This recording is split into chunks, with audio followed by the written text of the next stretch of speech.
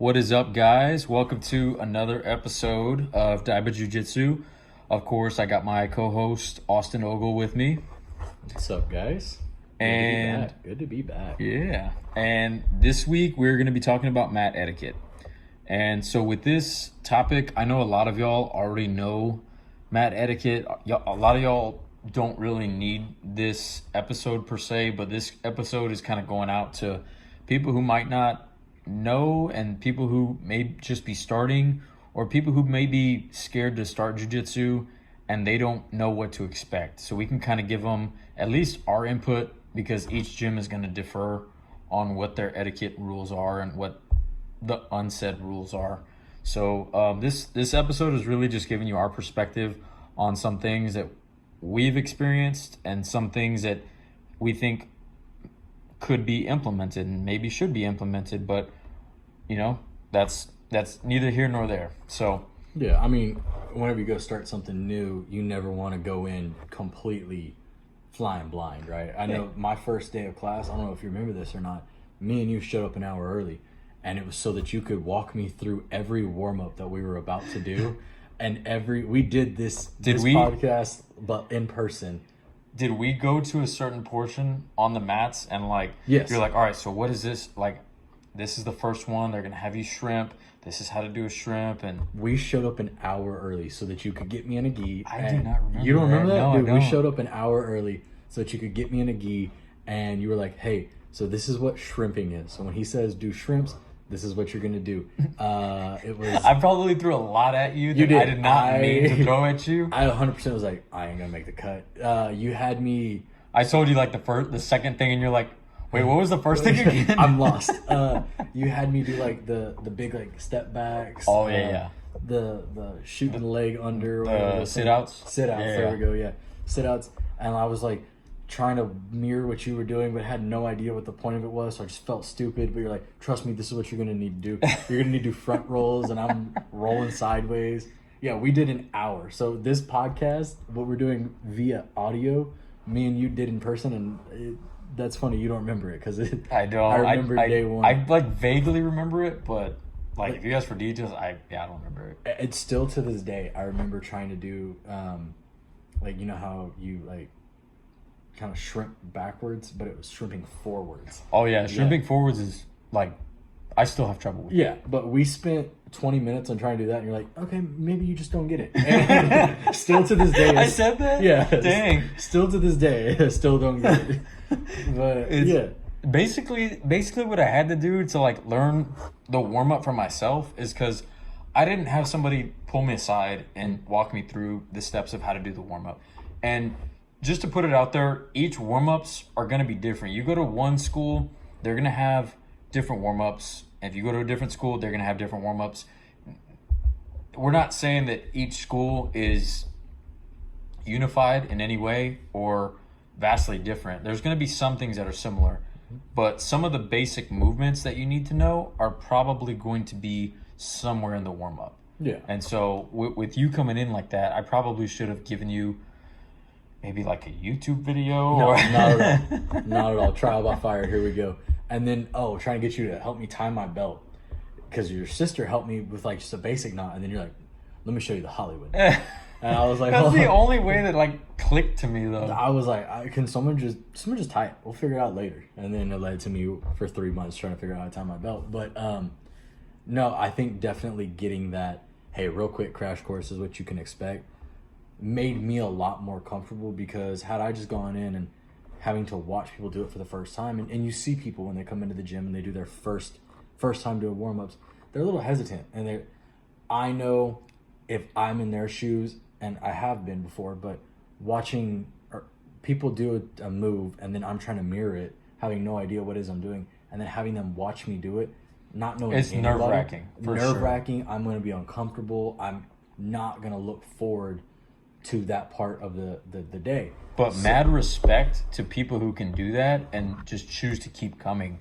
because you're definitely putting yourself in an unknown realm, and you have these guys who've been doing it for 5, 6, 7+ years, and they're making it look easy. Yeah. And you're like, oh, it's like a forward roll. I can do that. and then you go to do it and you're like, oh wait, and then you just brain fart. Yeah. And it becomes one of those things. So I think the warm up is probably the biggest question mark when it's going to come to like the etiquette as far as like gym to gym. That you'll never go. Shoot, we go to our gym and the warm up's a little different every day. It's Every tweaked time, yeah. because you want to. Obviously, you're gonna tweak it for the drills that you're gonna do that day, and tweak it for the move that you're gonna do that day. But every gym everyone's gonna be different. I mean, me and you've set up mats before and just been like, do we warm up? Nah, let's just go at it. Which, I don't recommend. There are gyms out there like that, though. There are gyms out there where they don't necessarily do a warm-up calisthenically, and they just go straight into, hey, we're going to learn this day, and they start teaching the technique. So you can expect that from some gyms out there. And some gyms out there, I think this is a good distinction that we should make also.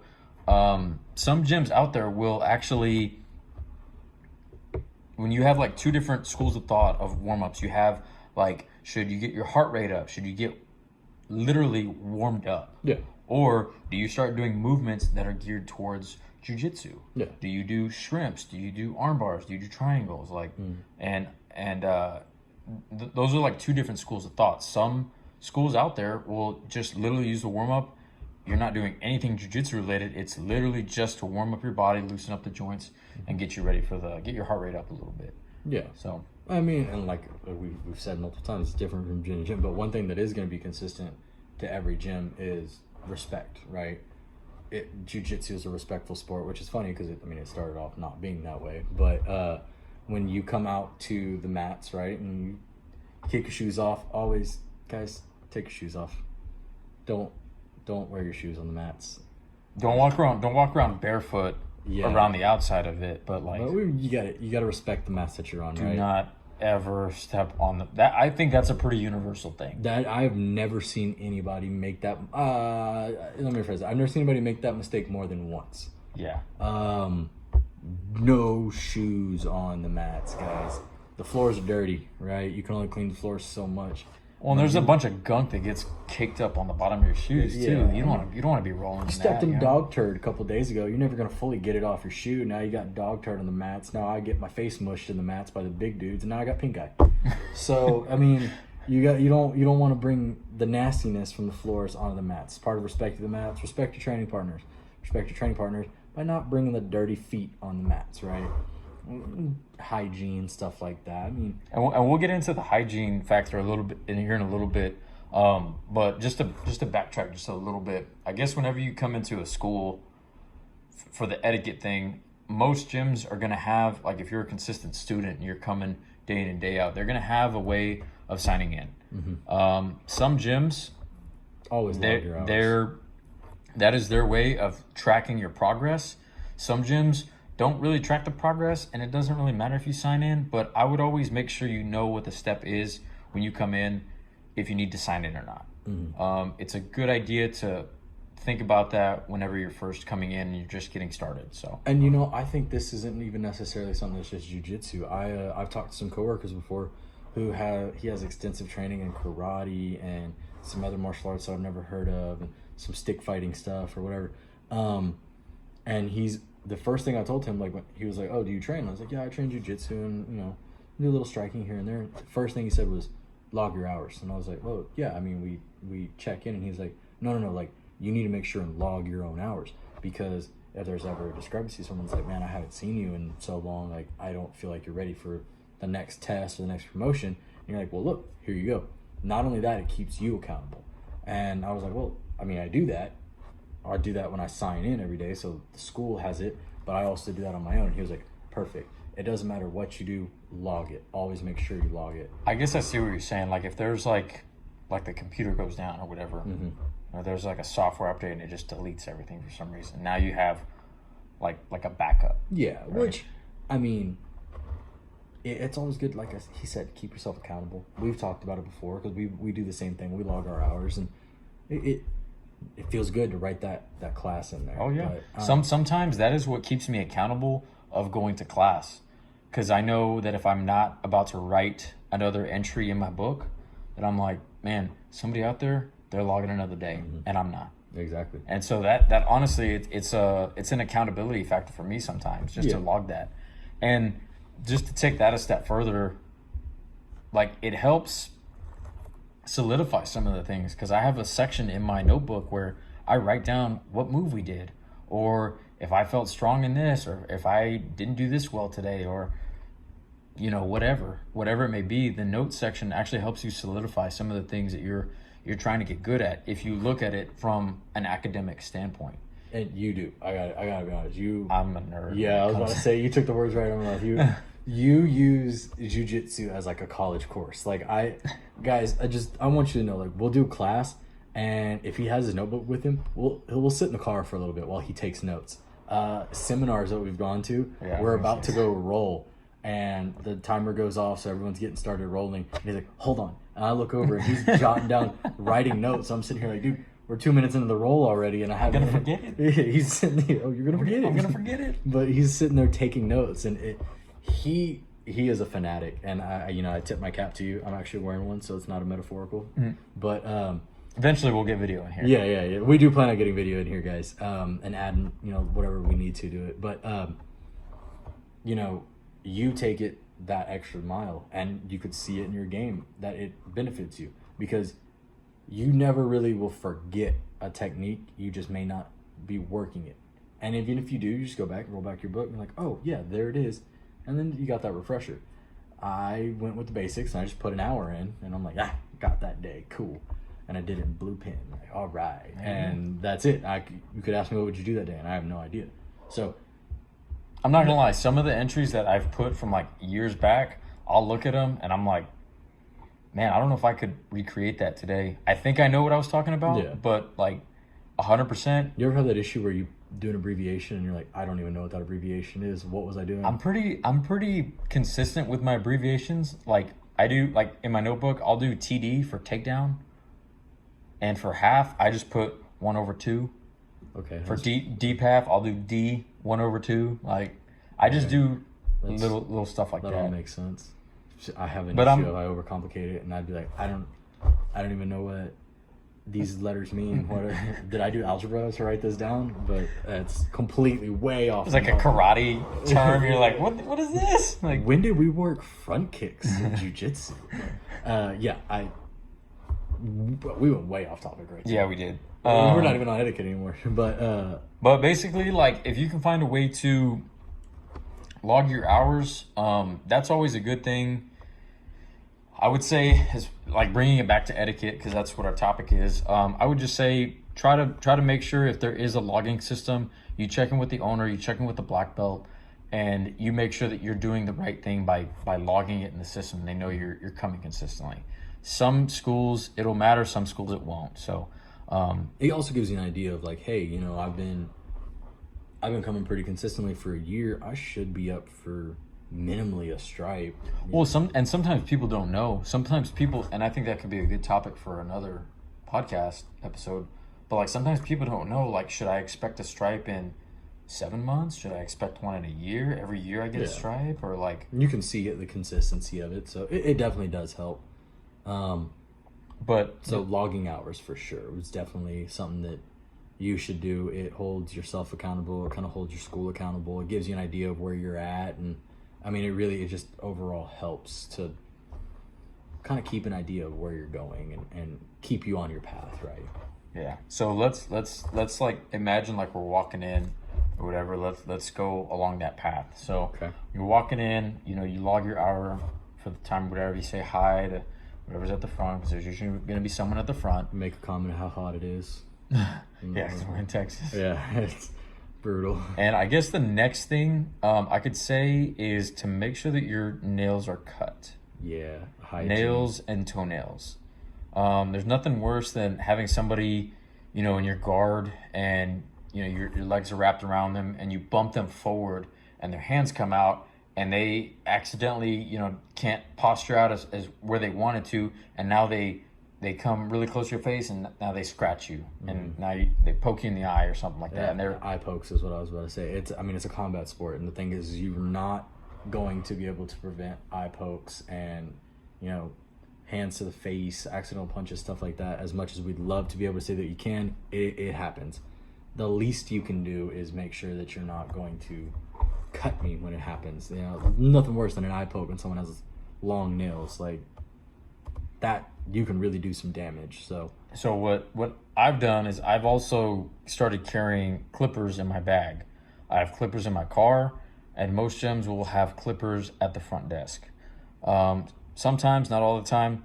And then, you know, if you forgot or whatever, like there's nothing wrong with just asking some people. Somebody's gonna have some. It's just one of those things with this sport. You just always want to make sure your nails are cut, and toenails too, because I've seen some people with some long toenails, and you know your legs move and something and it gets cut. So cut your Achilles on someone's big toenail, and it happens. And obviously you're not people aren't doing it on purpose. Like you're not leaving those nails because it's safety defense, stick them. But I mean it happens. So we understand, but I mean at least you could do is try and prevent it as best you can. But all right, so come in, hygiene's good, nails are clipped.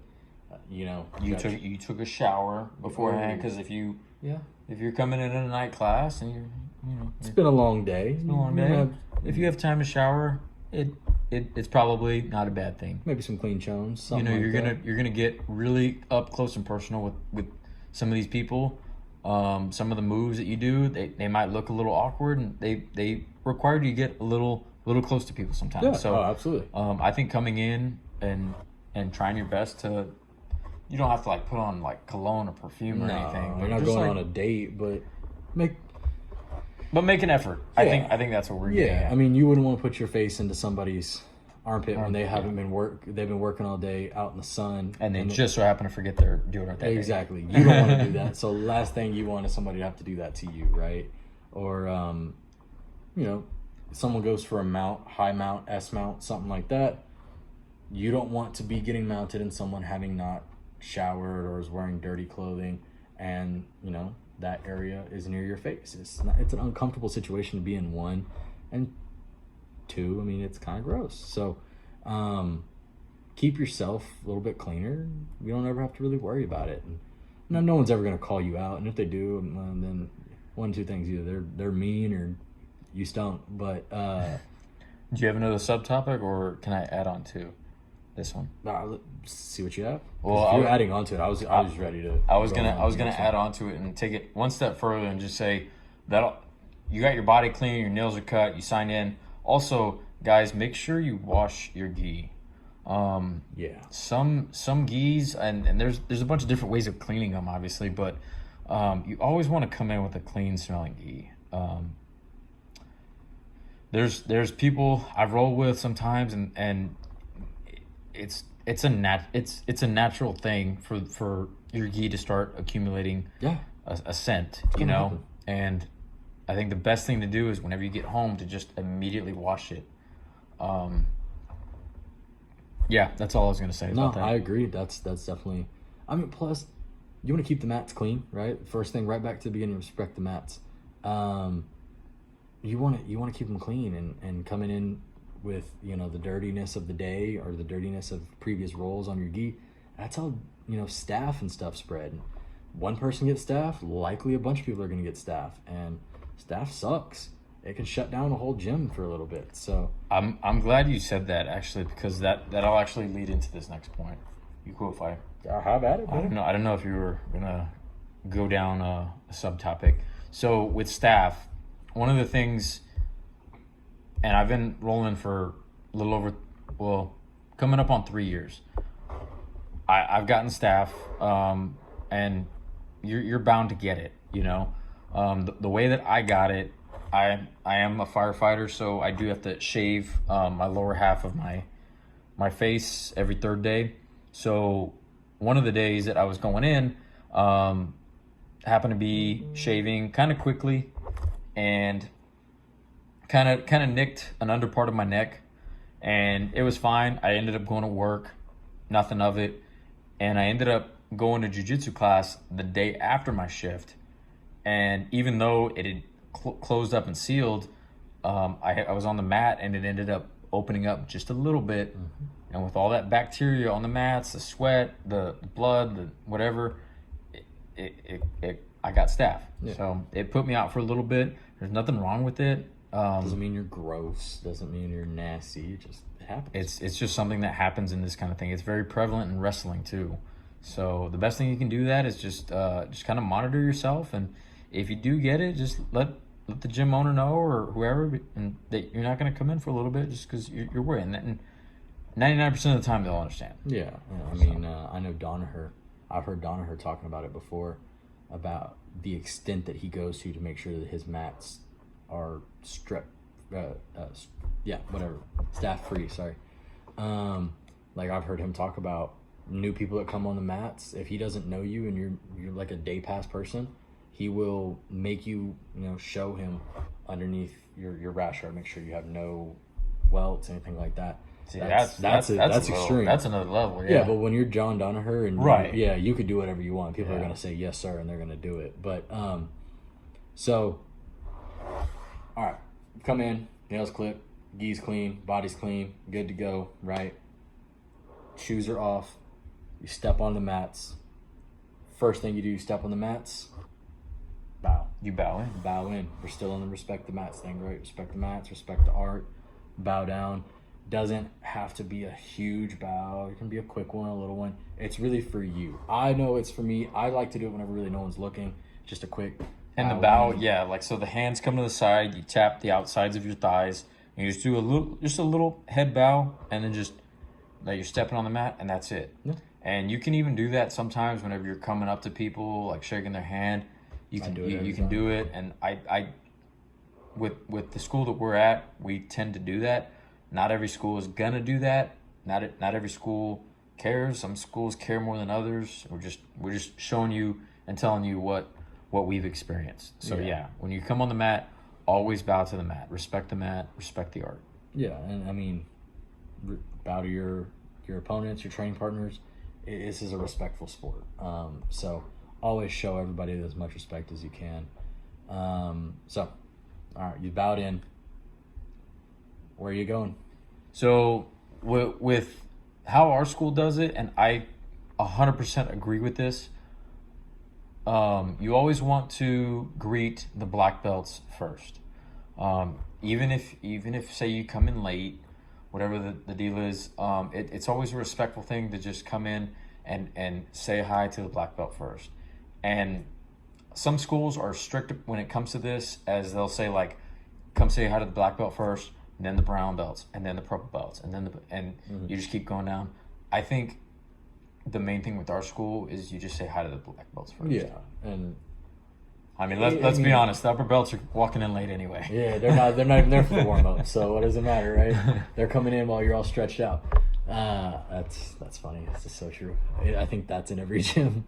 But I mean, it makes sense though, right? You are training in a sport that these people have kind of reached the pinnacle of, right? They've put in their time, they've put in their effort, they put in their blood, sweat, and tears. Show them that respect. Go in, greet them first. Yeah, we're there hanging out with our friends, having fun with our friends, but it is still a sport and it's still an art, which is a lot of people's lifestyle. And respect that. They've put in that hard work. It's where you want to be one day. Give them that respect of, hey, you made it. So every day, go in, shake hands. And I think any gym that I've ever seen, I think, has done the black belts, shake hands with the black belts first. I think that one might be pretty universal. And I could be wrong. I don't know. I mean, obviously very naive to a lot of it, but. And let me also throw this out, because I know we're talking about stepping on the mats and then going up to greet the black belts. In some schools, and I only know this because I was trying to do research before I even started, and they were saying that some schools will actually have you wait outside the mat, and you actually have to wait, and this is like old school, like Brazilian thing. Some schools still do this, but you actually have to have the black belt instructor acknowledge you, and he actually has to call you onto the mat. Really? Yes. Huh. And I didn't know about that until I read the article. I didn't know that either. And I was like, man, that's kind of cool. I don't think our school is that heavily traditional. That's probably a school that's like traditional enough that you also have to have a gi. You can only wear a certain color gi at a certain point. That's also another good point. Yep. Rash guards as well. Well, rash guards, and then Gi color. we can get into that in a second. Yeah. But Another sidebar coming soon. another sidebar coming. But yeah, you have to wait, and then if it's like 5 minutes, if it's 10 minutes, if you're sitting there and he's teaching, you don't just run in and just step on the mat and try to like sneak in on the back. Like, the rule is you wait, and then when they tell you to come in, you step on, you bow to the mat, and then you go say hi to him, and depending on what it is, you can, yeah. So that's basically that. So let's get to the gis and the rash guards, because I completely forgot about this. So I'm glad you brought it up. Yeah, I was thinking about it, but I mean, it's also, that's a big one. It's different for every gym. Like, I know ours, don't care what color gi you wear. You could be a white belt and wear a black gi. Or a pinky. Or a pinky. Yeah, you know who you are. You know who you are. You know who you are, old pinky. But I know there's a lot of schools that are traditional in the fact that white belts wear white gis, blue belts wear white gis. You don't get to wear any other color gi up until isn't brown or black belt, something like that. I would have to do a little bit more research on this just to give y'all a good idea, but I guess this is part of the podcast where we can kind of give you an idea of my thoughts on what I think should be kind of the thing. And guys, as you know, we are also still learning. We're very early on in our journey as well, so some of the things we may say may be wrong. Don't please. They were probably wrong. Okay, look, you didn't. I was gonna give us a little bit more credit, but yeah. But we're throwing our ideas out there, and we're learning just as much as y'all are, and we're probably gonna get some things wrong. Please don't hate us for it. We're learning. We'll get better. We'll eventually, maybe one day, we'll be like Rogan and have our own Jamie that can just do research for us on the spot. Hey, Jamie, pull that up on the screen, will you? Yeah, picture in picture. Yeah, we're not there yet. It's not just, yet. We're just two guys having a good time. We'll slowly add stuff in. We're probably wrong on a lot of things. So the whole point of that was just bear with us. We're learning as well. But as with the gi thing, personally, I know it's probably very traditional, and obviously I'm not Brazilian, so I don't come from that culture. So I don't know if that's something that is big in Brazil still, but it seems like the Brazilian Jiu-Jitsu that's come to America has kind of laxed on that a lot. I know rash guards is a big one. That a lot of places are very heavy on the rash guard thing. Now, they're not going to kick you off the mats if you're wearing the wrong color rash guard, but I know some schools will definitely say something if you can obviously tell that you're new coming in and you're wearing like a brown rash guard or like a purple or even a black rash guard. That's still a very gray area, I think. And we're not talking about rash guards that have how you see those rash guards that have the one sleeve design that has a color. We're talking about they're ranked rash guards, guys. These are rash guards that are black sleeve, but the body is white. I think the IBJJF rule, and I could be wrong, one of y'all can put this or send us a message if this is correct or not. I guess we could look it up, but I'm just going to throw a number out there. I think it has to... like Jamie, I can't look at it. I think it has to be more than 75% of the rash guard. Is that color? It has to be that rank's color. Oh, okay. Well, you threw a number that you could have pulled that number out of nowhere, and that sounds legit. That number is kind of out of my ass. I know it has to be at least over 50, but it's we'll have to look that up, and somebody just send a message and send us the real number. Right now, somebody's hearing this and they're like, hold on, don't be doing it while you're driving, but someone's gonna be like, hold on, we're gonna get a text like, hey, y'all were way wrong. Hey, we'd appreciate the feedback. And then next week, we'll forget to give you credit until probably the end, and we'll be like, hey, by the way. But there are some schools out there that, when you come in, they do want you to wear specific rash guards if it's a no-gi day, or if you're wearing a rash guard underneath, they want it to match whatever belt that you are. Yeah. And like Austin was saying earlier, there are some schools that if you're a white belt, they want you to wear just white, or if you're a blue belt, you can wear white and blue, which is... There's so many different ways of going about it. Just make sure you know the rules going in, and at the bare minimum, I think you can be pretty safe with bringing in a white gi. No one's gonna say anything to anybody wearing a white gi. I mean, you're baiting people, but it's okay. Yeah. But that's a good point. I'm glad you brought that one up. Yeah, I mean, that's different for every gym. I've seen gyms where it doesn't matter at all. But I've seen gyms where you walk in and like, hey, why are you wearing purple? And like, it was clean.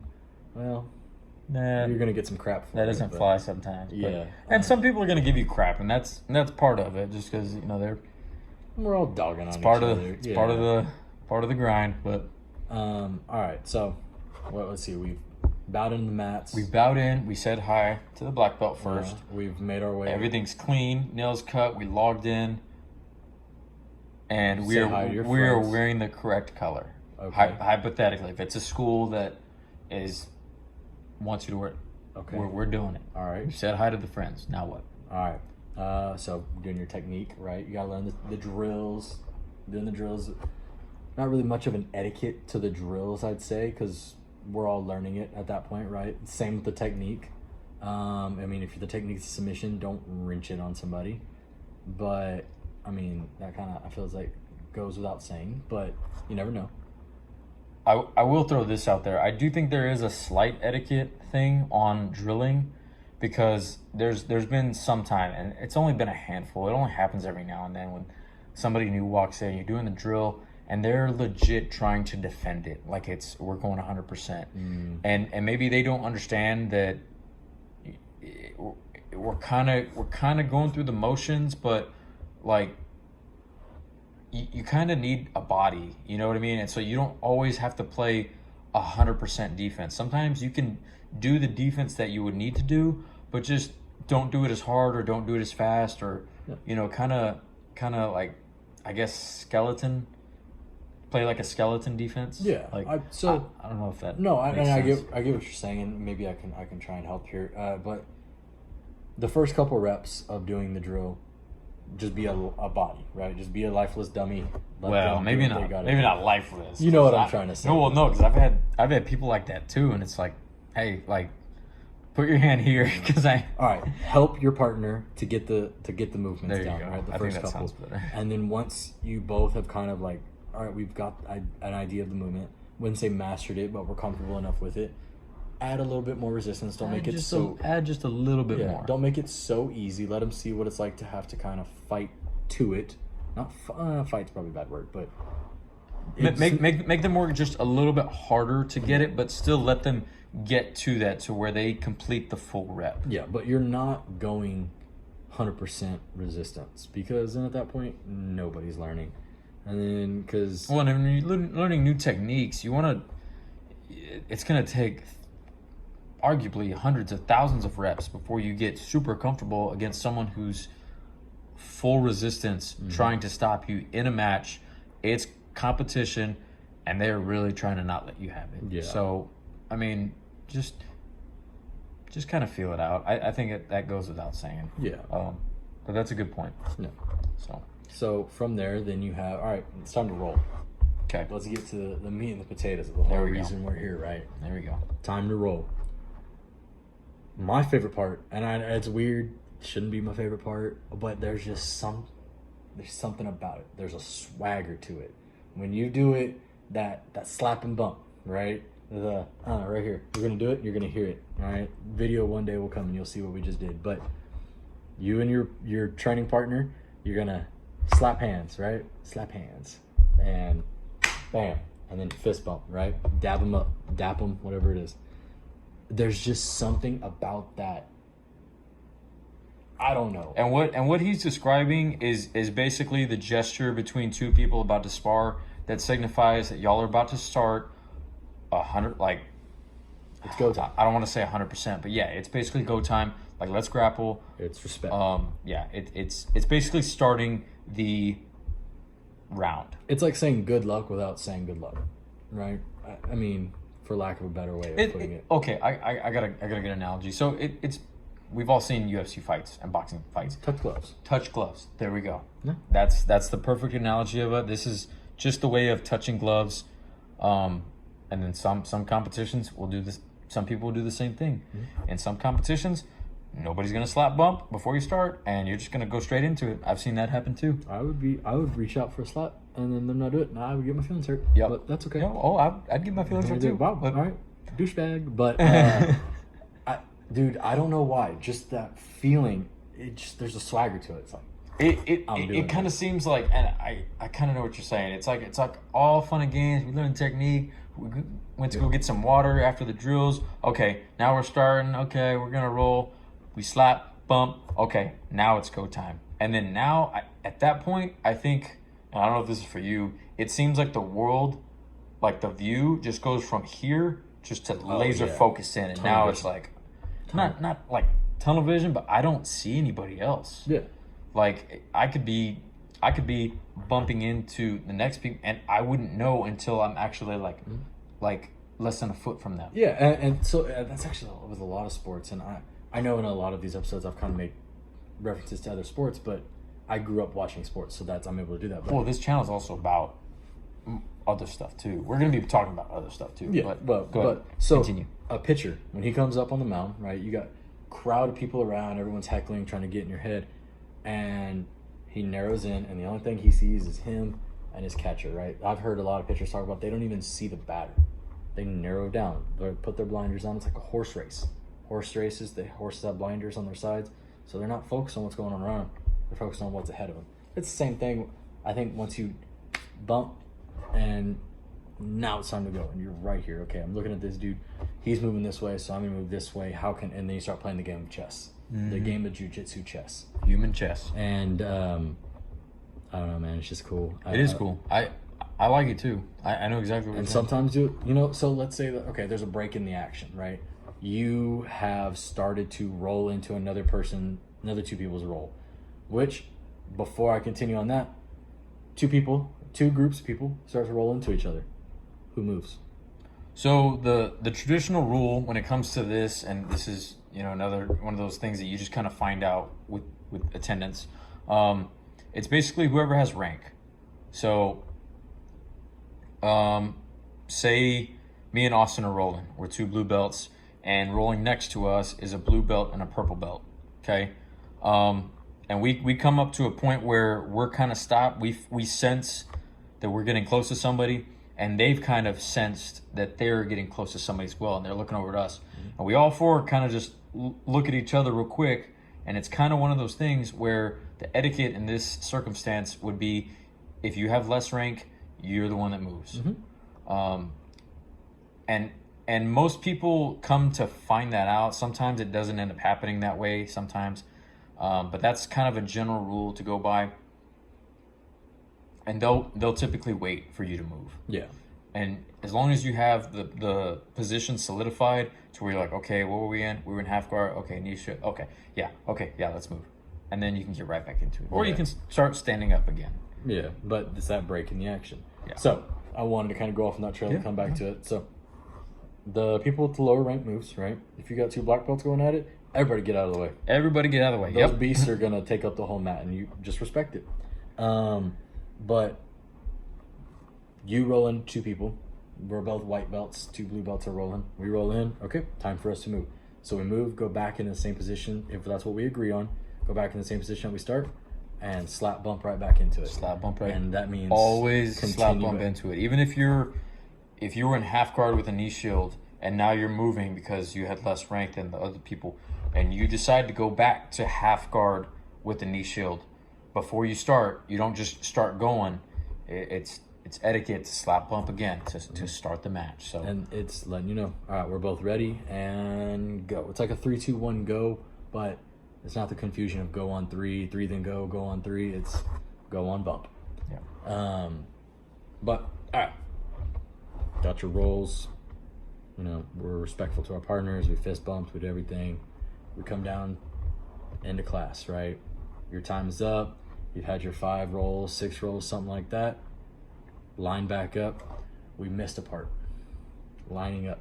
I was gonna bring us back to that, but I was gonna let you finish. But I was gonna bring us back to that. Yeah. So Continue with what you're saying. I'll bring it back there. well, I mean, what I was going to continue saying was, you line back up the way you lined into do we line class. back up? Yeah. So I don't know if this is how it is at every gym, but at least in a lot of gyms that I've seen, your professor and the black belts are going to line up at the front of the gym. This is before class. This is going to be at the end of class as well. They're going to line up at the front of the gym, and they're going to face everybody else. Everybody's going to stand there and face the black belts, and you line up based off color belt. White belts will be in the back. Blue belts will be up next. Purple, brown, and then obviously your black belts. The black belts facing And the then, class. technically speaking, the higher up down the line is the people that are going to have more stripes. The people at the end of the line within that rank are going to be people that have no stripes. Now, that's kind of wishy-washy. Some people do that, some people don't. It's kind of a gray area, but some schools are definitely, like, I've heard that some schools will actually stop and they'll wait till everybody is in their right spot to move forward, because it is a respect thing, and some people don't care about it too much, and some people do. Yeah, I mean, it's a rank thing. It kind of makes you want to strive up. I want to be that up in that line. Right. All my friends are in that line. I want to be. I know I had it when everybody else got promoted to blue belt, and I was still stuck in the white belt. And I showed up to class, and I was one of 2 white belts, and I saw everybody that came in after me already up there. I'm sitting in the back like, this sucks. Let's just get this class. But it lights a fire under was you, mad. though. Yeah, it does. And then I got promoted, and then I was like, I got up in line. I was like, cool. But yeah, I think it's some of that is supposed to light a fire under you to motivate you to 100%. to try harder. Like you don't want to just come in and just be a body and just be like, oh, I came to class, check that box. Like you want to be a little intentional. One day you want to be the black belts facing the rest of the class, and everyone's attention's on you, waiting on you to start the class, right? But at the beginning of class, guys, that's the time that your professor is going to give you an idea of like, hey, they may tell you this is what we're going to work. Maybe some before class announcements. It's his way of greeting everybody, greeting the class. Oh, announcements! I forgot about that. Yeah, and then he'll, at least what we do, everyone's ready and let's get it going, right? Some people say jujitsu and Really? yeah. Oh, I've Let's say the sport that we're doing. Okay. jujitsu. Basketball. All right. I'm pretty sure they don't know basketball in the tip off, but whatever. But then at that point, you at least what we do at our school is the brown belts go up first, shake hands with the black belts. As soon as they do that, they end up turning, and then now the purple belts go through, and then the blue belts follow, and it begins to make one big line to where you're going through, and that pretty much ends the class. Yeah, at the end of class, after everyone bows out, you just go through, shake everyone's hand, congratulate everybody on a good day of work. Thank you to the people that were training with you. Tell people it was good to see them, stuff like that. If somebody did something good also in a role, let them know that they did something good. It's also your time if someone gets promoted, gets a stripe, something like that. Make sure and congratulate them, guys. That's an accomplishment. We're proud to see our training partners level up, because that means they're going to level us up as well. And if they're getting better, they're going to make you get better as well. To be a lion, you have to train with lions. He said it. I said it. He said it. Ooh. And then also just one more caveat, just before we tie this episode up. If you're ever, and this goes without saying, this isn't even a jiu-jitsu thing. This is just being a good person thing.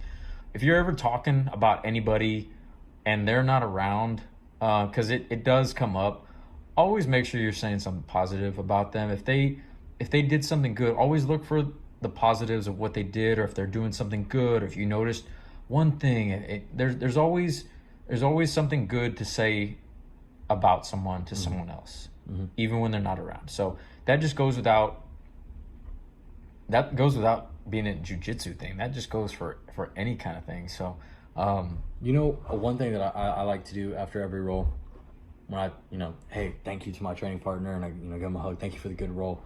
There is always something about everybody's game that they do well.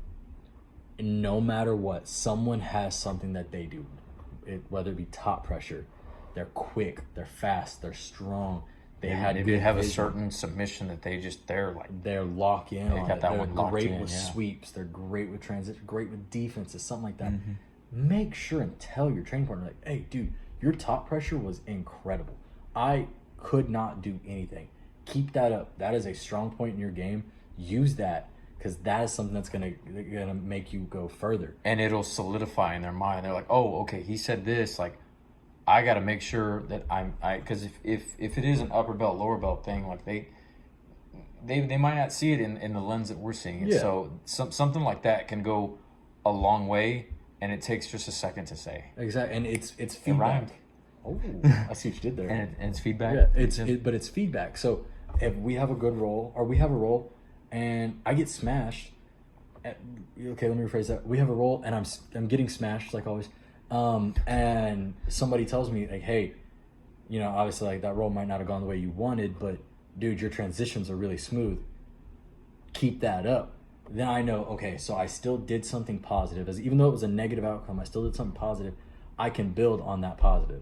And I'm leaving that role with a little bit of confidence still. And maybe my game doesn't completely suck. I have a couple good things that I need to highlight and build off of.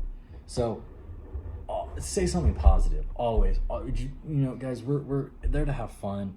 We're paying money to have people beat us up, and we have fun doing it. But don't be fake. Don't be fake about Yeah, it. don't like just, like genuinely analyze what went down and give genuine feedback. Yeah, and it's gonna go a long way with people. It's gonna help build people's confidence. People are gonna want to come back, and they're gonna want to roll with you. And people again. are gonna want to roll with you. Yeah.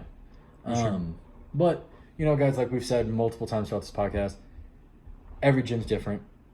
If we did something in our gym that is unheard of to you, let us know. Let us know maybe how y'all's gym does it, because the more we know about other gyms, the more we kind of get an idea on the jiu-jitsu culture of, I mean, everywhere. Well, and I almost guarantee you in this episode there's probably some stuff that we forgot. Mm-hmm.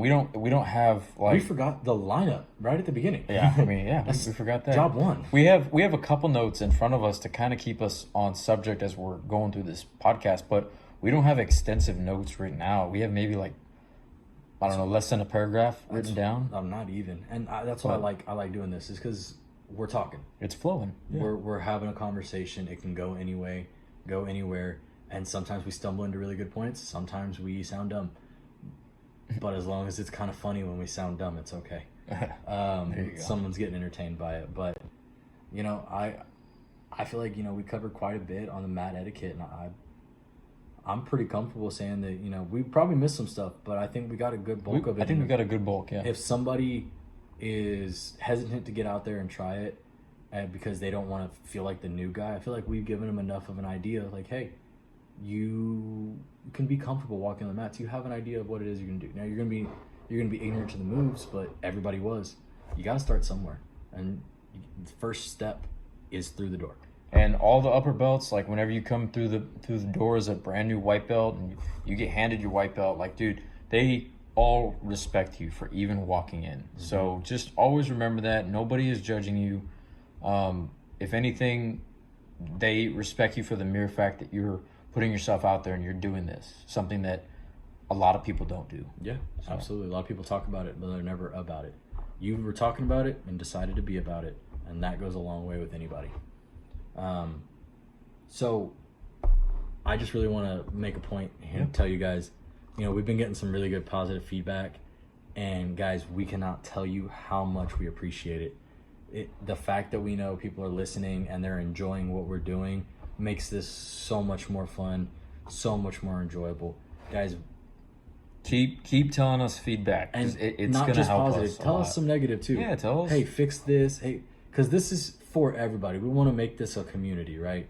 We want everyone to enjoy it, everybody to get something from it. And if you think maybe if we tweak something one way, you'll get a little bit more out of it, let us know. We want this to be for everybody. And you know, people are giving us some great feedback.